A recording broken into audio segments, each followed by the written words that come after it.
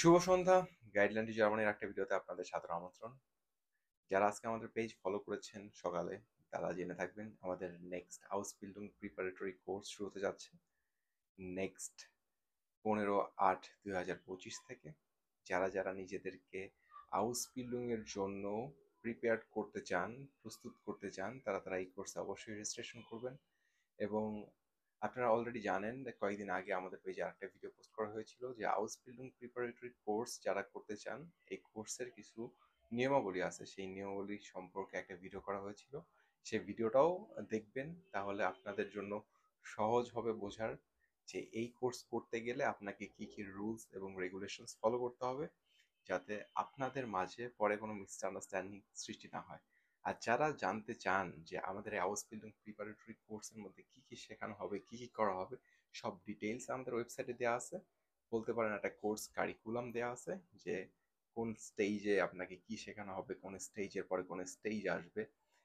আপনি যদি এই কোর্স কারিকুলাম দেখেন, তাহলে আপনার একটা ওভারভিউ চলে আসবে যে আপনার এই জার্নিটা কেমন হবে, কোন ধাপ পার হয়ে আপনাকে কোন ধাপে কাজ করতে হবে।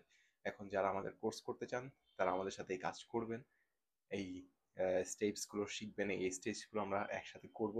যারা আমাদের কোর্স করবেন না, তাদের জন্য এই স্টেপসগুলো অনেক হেল্পফুল আমার কাছে মনে হয়। কারণ কেউ যদি বাহির থেকে ল্যাঙ্গুয়েজ শিখতে চায়, কেউ ইনস্টিটিউট থেকে, সে জানবে সে কোন স্টেজে এখন আছে এবং নেক্সট স্টেজে তাকে কি শিখতে হবে এবং কিভাবে তাকে তা অ্যাপ্লাই করতে হবে, কিভাবে অ্যাপ্লিকেশন করতে হবে না, সেই স্টেপগুলো।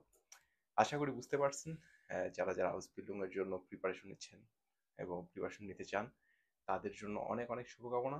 যারা এখন চিন্তা করতেছেন যে কিভাবে, কোথায়, কেমন করে, তারা আমাদের পেজের ভিডিওগুলো দেখতে পারেন। দেখলেই বুঝতে পারবেন যে আপনার করণীয় কি। এমন না যে আমাদের কোর্সই করতে হবে, এমন না যে আমাদের ল্যাঙ্গুয়েজ কোর্সই ভর্তি হতে হবে। জাস্ট আপনি আমাদের পেজের ভিডিওগুলো দেখলে আপনার মাথার মধ্যে আপনার নিজে বুঝতে পারবেন যে আপনার করণীয় কি। আশা করি সবাই বুঝতে পারছেন। ধন্যবাদ সবাইকে। আল্লাহ হাফেজ।